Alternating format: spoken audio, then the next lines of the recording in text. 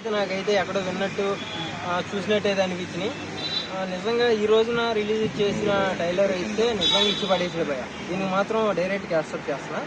ఎందుకంటే ఎన్టీఆర్ని ఒక కొత్త లుక్లో కొత్త అవతారంలో చూపించాడు భయ.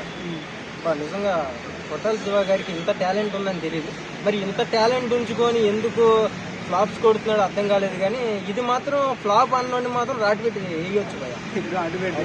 మౌలిక కాదు. డైలాగ్స్ ఏమన్నా ఆ డైలాగులు రెండు ఉన్నాయి భయ. ఒకటేంటి, ఒకటేమో వాళ్ళ నాన్న రూపం అయితే వచ్చింది కానీ వాళ్ళ నాన్న రక్తం అయితే రాలేదని హీరోయిన్ చెప్పిద్ది డైలాగు. అదొకటి నచ్చింది. ఇంకోటేమో కులం లేదు మతం లేదు ఇలా చావ్ అంటే భయం లేదురా, అదైతే ఇచ్చి పడేసాడు భయ.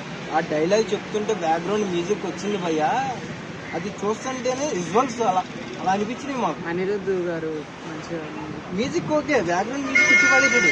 దానికి యాక్సెప్ట్ చేస్తాను మ్యూజిక్ డైరెక్టర్కి. దానికి నేనైతే ఏమీ యాక్సెప్ట్ పెట్టట్లేదు. సో నేనేమన్నా పార్టీ దగ్గరికి వచ్చేటప్పటికి ఎందుకు ఇలా చేశారు, ఇప్పుడు అలా చేయడాన్ని పెట్టే కదా ఎన్టీఆర్ ట్రోల్స్ లో పడతాం, ఎన్టీఆర్ ఫ్యాన్స్ పాపం బ్యాడ్ కామెంట్స్ కి వాళ్ళు రిప్లై ఇచ్చుకోవటం, ఇదంతా అవసరం లేదు కదా. అదే నువ్వు ఇలాగే ఎలా అయితే బ్యాక్గ్రౌండ్ కొట్టావో అదే మ్యూజిక్ తో అదే సాంగ్స్ కొడితే ఈ అమ్మాయి జీవితం వేరే లెవెల్ ఉండేది.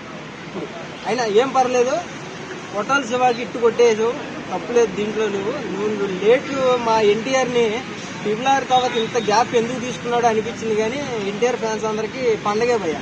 Cinema hit 100% hit. నువ్వు రాసుకో, 100% హిట్. థియేటర్ల దగ్గర గోల్ లేకపోతే చీనా కొడక అంటారు. నేను పవన్ కళ్యాణ్ ఫ్యాన్స్, కానీ ఎన్టీఆర్ ఫ్యాన్స్ అందరికి ఒకటే చెప్తా, జై ఎన్టీఆర్ అంటారు ఇక అంతే అందరూ. ప్రతి ఎన్టీఆర్ ఫ్యాన్స్ కానోడు కూడా నేనే అంటున్నా జై ఎన్టీఆర్. విజువల్స్ అలా ఉన్నాయి.